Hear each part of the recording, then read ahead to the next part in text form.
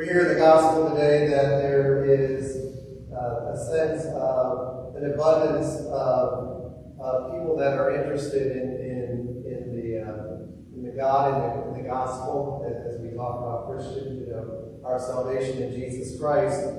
And we can say, well, that was kind of what was going on back in those days. But in our day and age, we have more and more of a secular society. People are kind of just kind of doing their own thing, not real interested in religion, especially maybe spiritual but religious, but in general, just still seem to have an interest.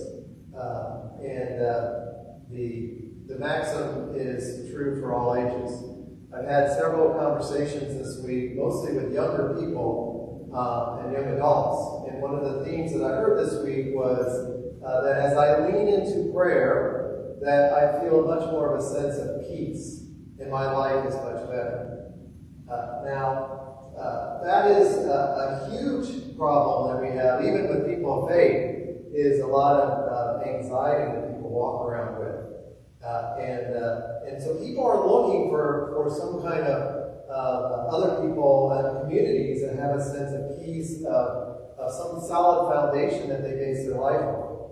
So we have a lot to give in a very fertile field. And so we see in today's feast day of Timothy and Titus, and today I would like to focus a little bit more on Titus, and they're considered they're letters that Paul has to them. They're called the pastoral letters. So they're kind of dealing more with the pastoral issues, kind of the nuts and bolts, especially in community life, and what's it mean when Paul talks to Timothy about being a good parent, a good bishop, a good leader.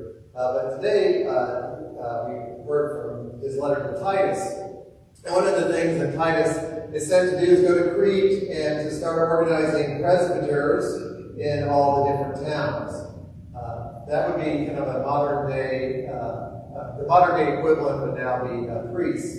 And so a presbyter, somebody who is presiding over a community, is providing some kind of an organizing principle, kind of bringing people together. And if we're baptized into the priesthood of Christ, we never should just say as Catholics, well, that's what the priests do now, and we do something else. We all have a priestly part of our ministry, our discipleship, and we do have some sense of bringing order into not just our community as faith people, but in our communities in general.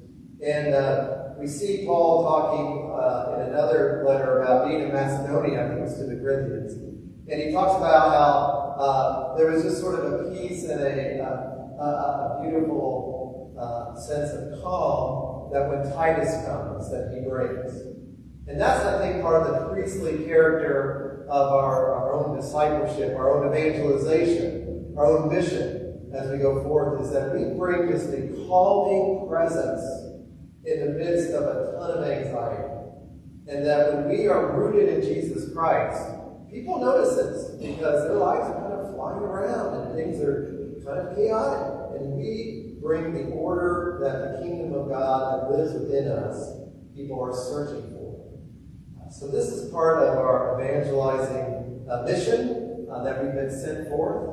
This is where we say, peace be with you, to the households that we go into, to the environments that God puts us in. And as we do that, we then are much more equipped through especially the example and intercession of Timothy and today, especially Titus, that we bring Christ into the world. And that's why we are strengthened by this Eucharist, and that we are sent forth literally by saying, go in peace, glorifying the Lord by your life.